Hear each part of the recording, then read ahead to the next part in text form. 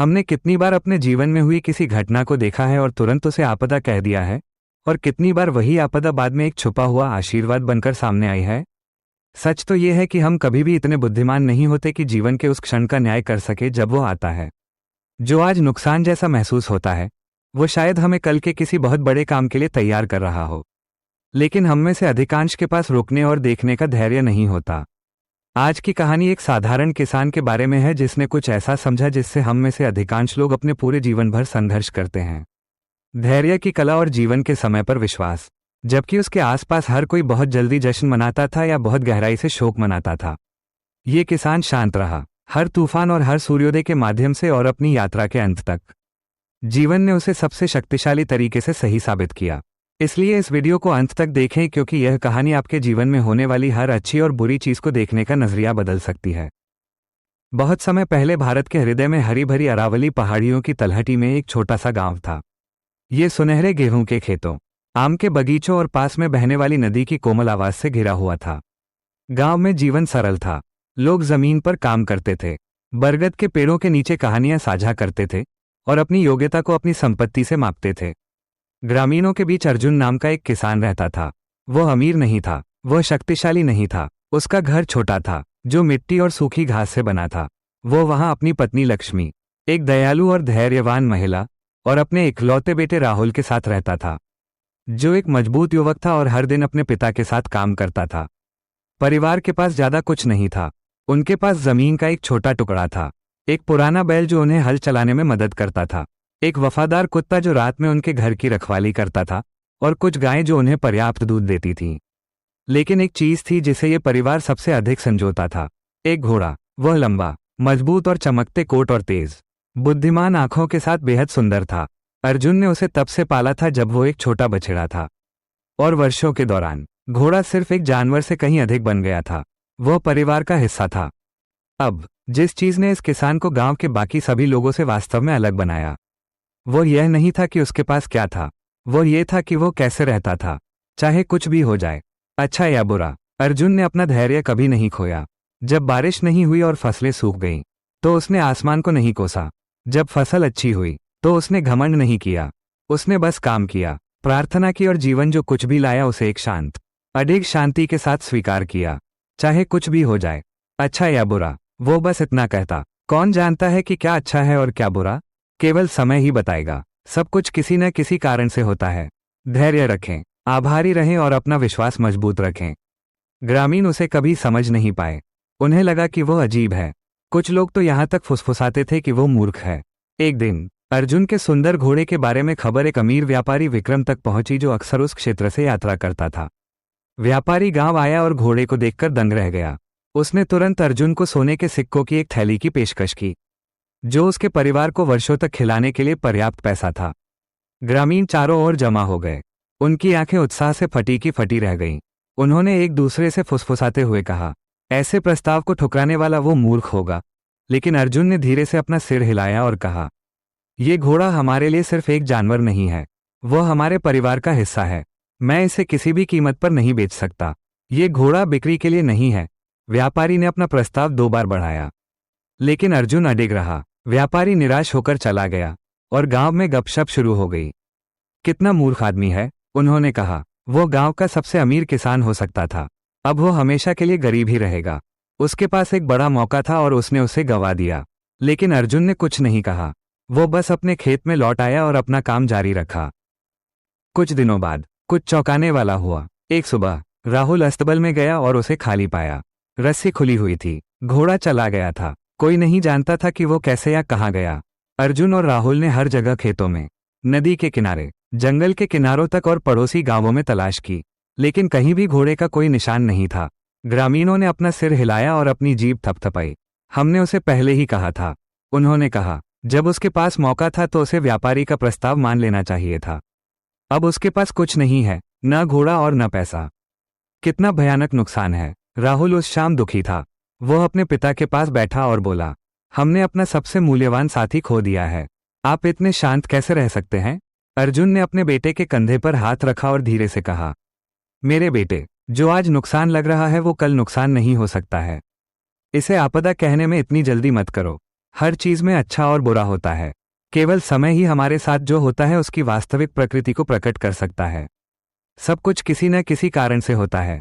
धैर्य रखें, आभारी रहें और अपना विश्वास मजबूत रखें। राहुल को अपने पिता की बात समझ नहीं आई, लेकिन उसने उन पर भरोसा किया और धैर्य रखने की कोशिश की। फिर लगभग एक हफ्ते बाद कुछ अविश्वसनीय हुआ। एक सुबह जल्दी, जब खेतों में अभी भी धुंध छाई हुई थी, राहुल ने खुरों की आवाज सुनी। वो बाहर भागा और अपनी आंखों पर विश्वास नहीं कर सका।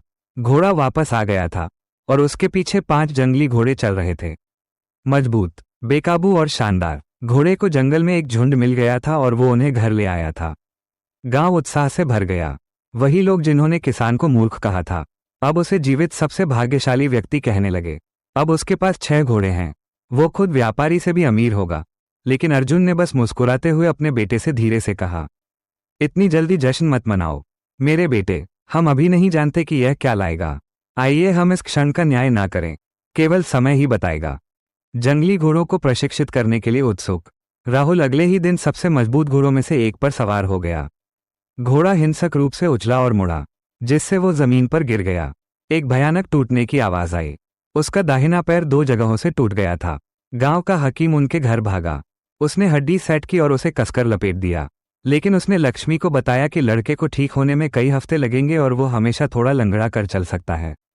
एक बार फिर ग्रामीणों ने फुसफुसाते हुए कहा, उन जंगली घोड़ों ने मुसीबत के अलावा कुछ नहीं लाया। ग्रामीणों ने कहा, किसान के अधिक के लालच ने उसके बेटे को भारी नुकसान पहुंचाया है। दर्द में लेटे हुए राहुल ने भारी आंखों से अपने पिता की ओर देखा और पूछा, क्या ये भी होना तय था? अर्जुन उसके पास हमेशा की तरह शांत होकर बैठा और जवाब दिया, वही बारिश जो घाटी में बाढ़ लाती है, जंगल का पोषण करती है। मेरे बेटे, इस पल का न्याय भी मत करो, केवल समय ही बताएगा। सब कुछ किसी न किसी कारण से होता है। धैर्य रखें, आभारी रहें और अपना विश्वास मजबूत रखें। फिर ठीक 2 हफ्ते बाद अकल्पनीय घटना घटी। गांव में ढोल नगाड़ों और तुरही की आवाज गूंज उठी। राजा के सैनिक एक शाही फरमान लेकर आए। उत्तरी सीमा पर युद्ध छिड़ गया था और हर स्वस्थ युवक को तुरंत सेना में भर्ती किया जाना था। कोई अपवाद नहीं था, कोई बहाना नहीं था। एक एक करके गांव के युवकों को ले जाया गया। मजबूत बेटे जिन्होंने कभी तलवार नहीं पकड़ी थी, लड़के जिन्होंने केवल हल और फसल को जाना था। माएं विलाप करने लगीं, पिता सन खड़े रह गए। गांव को ऐसा लगा जैसे उसका दिल चीर दिया गया हो। लेकिन जब सैनिक अर्जुन के दरवाजे पर आए और उसके बेटे को खपच्चियों में बंधे पैर के साथ खाट पर लेटा देखा, तो उन्होंने अपना सिर हिलाया और आगे बढ़ गए। ये हमारे किसी काम का नहीं है, उन्होंने कहा। बेटा बच गया। महीने बीत गए। युद्ध क्रूर और लंबा था। जब यह अंततः समाप्त हुआ तो गांव में खबर आई, जिन 23 युवकों को ले जाया गया था उनमें से केवल 9 वापस आए। बाकी युद्ध के मैदान में मारे गए थे। जिन परिवारों ने कभी किसान का मजाक उड़ाया था, वे अब उन बेटों के लिए शोक मना रहे थे जिन्हें वे फिर कभी नहीं देख पाएंगे। और वहां राहुल बैठा था, जीवित और ठीक हो रहा था, पुराने नीम के पेड़ के नीचे अपने पिता के पास। उसका पैर ठीक हो रहा था। उनका प्यारा घोड़ा खेत में शांति से चल रहा था। 5 जंगली घोड़ों को पालतू बना लिया गया था और अब वे परिवार को पहले से दोगुनी जमीन पर काम करने में मदद करते थे। उस शाम अर्जुन अपने घर के पीछे पुराने पेड़ के नीचे अपने बेटे के साथ बैठा था। आसमान गहरे नारंगी और बैंगनी रंग में रंगा था। राहुल ने अपने पिता को नई नजरों से देखा। आप शुरू से ही सही थे पिताजी, उसने भावुक होकर कहा। हर बार जब मुझे लगता था कि दुनिया खत्म हो रही है, वास्तव में कुछ नया शुरू हो रहा था। अर्जुन ने धीरे से सिर हिलाया और कहा, मेरे बेटे, ये सबसे बड़ी बुद्धिमानी है जो मैं तुम्हें दे सकता हूं।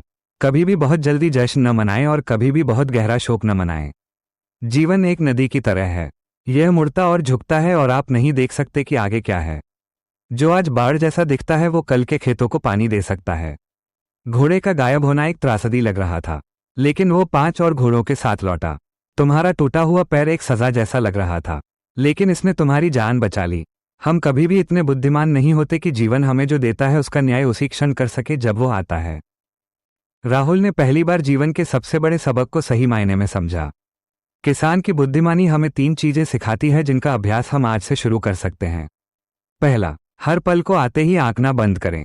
जीवन को अपनी पूरी तस्वीर प्रकट करने का समय दें।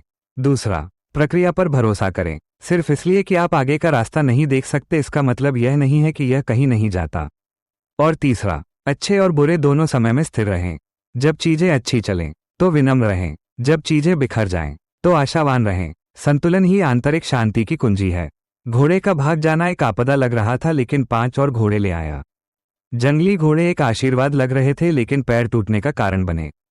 टूटा हुआ पैर एक अभिशाप लग रहा था, लेकिन एक युवक की जान बचा ली। हर घटना जुड़ी हुई थी। प्रत्येक का वास्तविक अर्थ केवल समय की पूर्णता में ही प्रकट होता है। जीवन सीधी रेखाओं में नहीं चलता, यह मुड़ता है, घूमता है और आश्चर्यचकित करता है। जो आज अभिशाप लग रहा है वो कल आपका सबसे बड़ा आशीर्वाद बन सकता है, और जो पुरस्कार जैसा लगता है उसमें एक छिपी हुई चुनौती हो सकती है। जीवन अचानक नुकसान और अप्रत्याशित लाभ के साथ आपकी परीक्षा लेगा। किसी को भी अपने ऊपर नियंत्रण न करने दें। धैर्य का अभ्यास करें। पूरी तस्वीर हमेशा उस शांति से बड़ी होती है जिसे आप आज देख सकते हैं। कृतज्ञता में बने रहें, चाहे आप जीवन के किसी भी मौसम से गुजर रहे हों। और सबसे बढ़कर अपना विश्वास मजबूत रखें। सबसे अंधेरे क्षणों में भी कुछ सार्थक घटित हो रहा है। बुद्धिमानी सरल लेकिन शक्तिशाली है। जब समय कठिन हो तो टूटे नहीं, और जब समय अच्छा हो तो खुद को न खोएं। संतुलित रहें, आभारी रहें, धैर्य रखें, क्योंकि केवल तभी जब पूरी कहानी सुनाई जाती है आप समझ सकते हैं कि प्रत्येक अध्याय क्यों लिखा गया था। एक पल के लिए अपने जीवन के बारे में सोचें। कितनी बार कुछ गलत हुआ और आपको लगा कि यह अंत है? शायद आपने नौकरी खो दी, परीक्षा में असफल रहे, ब्रेकअप से गुजरे या आर्थिक झटके का सामना किया। उस पल में ऐसा लगा जैसे आसमान गिर रहा है, लेकिन हफ्तों, महीनों या सालों बाद आपने पीछे मुड़कर देखा और महसूस किया कि उसी झटके ने आपको कुछ बेहतर करने के लिए प्रेरित किया। एक नया करियर, एक मजबूत रिश्ता, खुद की गहरी समझ। जीवन एक अकेला अध्याय नहीं है, यह एक पूरी किताब है, और कोई भी सिर्फ एक पन्ना पढ़कर किताब का न्याय नहीं कर सकता। इसलिए अगली बार जब कुछ ऐसा हो जो आपको हिला दे, तो एक गहरी सांस लें और खुद को याद दिलाएं, केवल समय ही बताएगा। धैर्य रखें, आभारी रहें और अपना विश्वास मजबूत रखें। हमेशा याद रखें, बहुत जल्दी जश्न न मनाएं और बहुत जल्दी शोक न मनाएं। जीवन में चीजों को पलटने का एक तरीका होता है। शाम तक इंतजार करें ये देखने के लिए कि दिन कितना शानदार रहा है। सब कुछ किसी न किसी कारण से होता है। धैर्य रखें, आभारी रहें और अपना विश्वास मजबूत रखें। अब मैं आपसे सुनना चाहता हूं। अपने जीवन के उस समय के बारे में सोचें जब कुछ ऐसा जो भयानक लग रहा था वास्तव में एक आशीर्वाद साबित हुआ। इसे नीचे कमेंट में शेयर करें। आपकी कहानी किसी और के लिए प्रोत्साहन हो सकती है जिसे आज इसकी जरूरत है। यदि आपको लगता है कि यह संदेश और अधिक लोगों तक पहुंचना चाहिए, तो कृपया इस वीडियो को लाइक और शेयर करें और हमारे चैनल को सब्सक्राइब करें ताकि हम आपके लिए ऐसी कहानियां लाते रहें जो प्रेरित और उत्साहित करती हैं। मैं ऐसी ही एक और शक्तिशाली कहानी के साथ फिर वापस आऊंगा। तब तक धैर्य रखें, आभारी रहें और जीवन में आगे बढ़ते रहें।